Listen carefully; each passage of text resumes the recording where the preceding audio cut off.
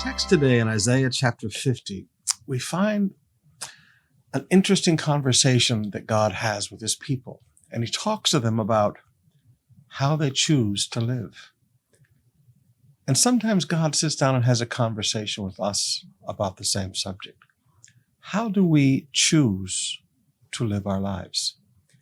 Beginning in verse 10, who among you fears the Lord and obeys his servant?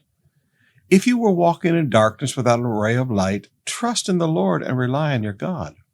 But watch out. You who live by your own light and warm yourself by your own fires, this is the reward you will receive from me. You will soon fall down in great torment.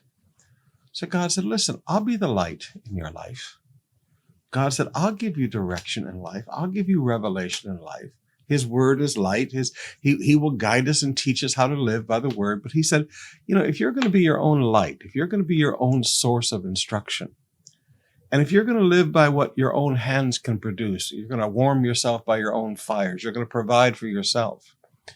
God said, when you choose to live by what you think is right and wrong, and by the choices you want to make for your life, and by yourself as your own provider, he said, this is a reward you're going to receive from me.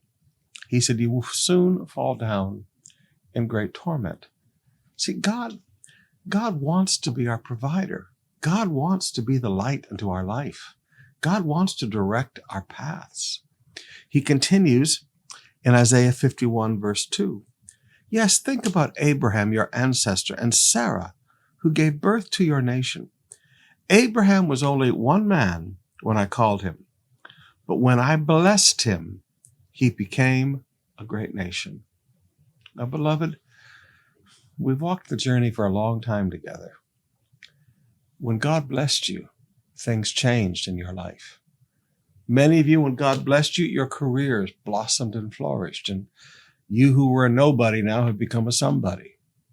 Many of you, you had a very small little business, but when God blessed you, your business began to prosper and thrive. At some point, you need to recognize that everything you have in life is because of the blessings of God upon your life. May I beg of you to fear the Lord? May I beg of you to obey the Lord? Choose the life you're going to live. If you want to walk in what you think is right and wrong, and you want to be your own provider, there's nothing but destruction ahead for you. But if you will fear God, respect God, and obey God, God's blessings will come upon your life. And though we start small, we become great.